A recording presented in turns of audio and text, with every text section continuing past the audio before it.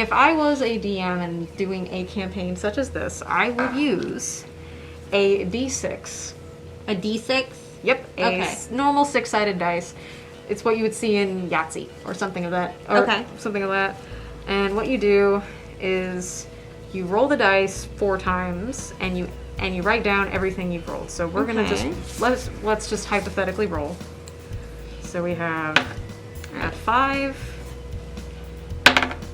a 3, a 5 again, and a 1. Okay. Okay, so with that, we add the 5, the 3, and the 5 again, and drop the 1 because it's the lowest. In stat rolling like this, you roll 4 times, you drop the lowest. Okay, so a simpler method for like a new person would be to do stat rolling then to figure out what all her levels are for stuff. Yes. Okay. All right, so we have 13 then. Yeah. All right, so what do we do about that 1? We just pretend it doesn't exist. It is no longer existent. Okay, it's so you just drop the lowest one. Okay. Drop the lowest. Okay. Do we roll again? Or? We roll for each individual stat box. Okay. Right. And you can do one of 2 things. You can either assign it as you roll it, like you can put the 13 in strength, and then for the rest do the same thing, or you can just put it all in a number pool and then assign it accordingly. Depends on how you want to do it. Okay, so we're going to keep this 13 here as like our base number as we go through each one of these categories? We keep the 13 there, and then we say, oh, that's the 13, and we just keep that in the pool, and then we say roll another set, and let's say we get another 13, and we can put 2 different 13s in the stat boxes. Okay, so we're going to do the rolling 4 times for each category. Yes. Okay, all right. I didn't understand that, so thank you. No worries. Okay, so we're going to go through strength then. So we got a 13, so we can go ahead and put her as strength.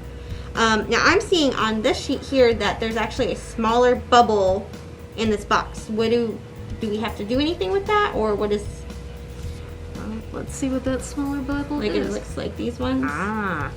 Well, what you do is you can put the smaller bubble will be the score itself. Okay. And the larger bubble is the ability modifier and scores. Okay, so we also have to modify the scores a little bit. The ability modifiers are what you use when you're doing a skill roll. Like, let's say let's use that 13 as an example. Okay. 12 to 13, you get a +1 modifier. And let's say that we had that in charisma. And then you were rolling a persuasion check.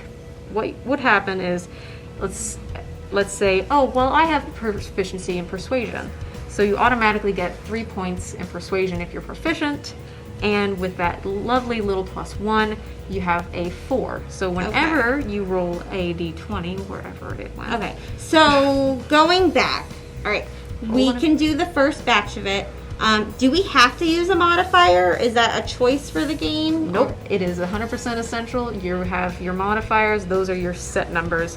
Until you level up and they slow, and you can change them because you've added a point into your system. So we would go through, and for each of the categories like strength, dexterity, constitution, intelligence, wisdom, and charisma, we're going to roll the dice 4 times to find out what our cumulative score is. Yes. Okay. And then we're going to have to go over here to the modifier. Right. And actually figure out what the real score is when we're playing. Yeah. Okay. So if I have a 13 here, right, what dice do I roll to figure out what modifier? How do I use this chart on a modifier? Well, you use the chart where it's like, let's say that the 13 is in strength now.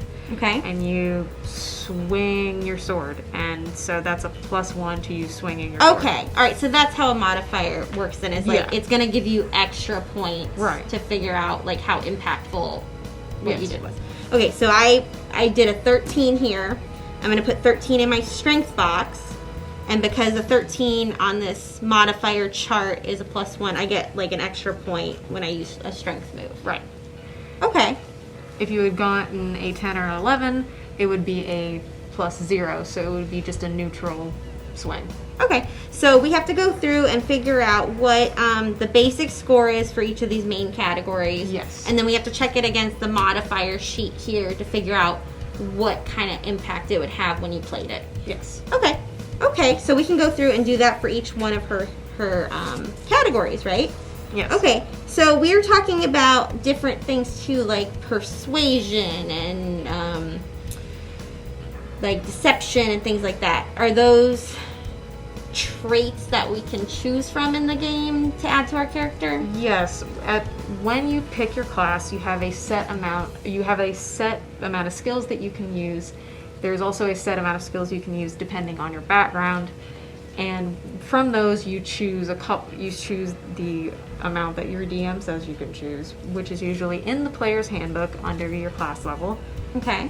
And you choose them as your proficiencies. Now you can still roll and do skill checks without being proficient. You just get a smaller number. Okay, so because she's a cleric, Yep. there's a certain kind of skill set that she can choose from. Yes. And your DM will tell you can have like 5 or 15 or whatever.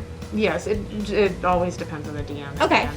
Okay, so then we would pick those, and that would be like her skill set in here. Right. And if we were to roll one of the main categories, it would pull from that skill set that she has. Right. Okay, all right, that's cool. I didn't understand that. Okay. I hear a lot of things like, I'm going to roll 1 for initiative, and I have no idea what that means. So, and I really want to know because I want to play. Okay, all right, so the part I really want to know about is like, what weapons does Zelda have? Basic cleric skills. She has her mace. Okay. She has her short bow, because it wouldn't be Zelda without a bow, of course. And she has her fist, so she can punch those zombies. I like that. Okay. So does her class and her background determine what kind of weapons she can use? Yes. Okay. They determine the kind of weapons she can use and what kind of armor she can wear. Oh, okay. Yeah, armor. That would be good. All right. I don't want to die when I play. Yeah, don't die. Okay. All right. So she gets certain kinds of things because she's an elf and she's highborn and all that stuff. She, as I said, she has 25 gold. She can spend it however she wants. She Okay. could probably get the best kind of armor that she could get at her level. Okay. So we would go through this sheet and we would figure out what each of her point levels is for these different skill types. Okay. All right. And then we're going to go through and we know what kind of weapons she has. We know her background. We know what proficiency she has, things like that. All right, so thank you. And if you would like to learn more about Dungeons & Dragons, we do have lots of materials in the library system, and we also have these great videos. So come check out what we've got at the library, and hopefully it will help you in your next campaign. Join us for Part 3 of Beginner's Guide to D&D, Playing the Game.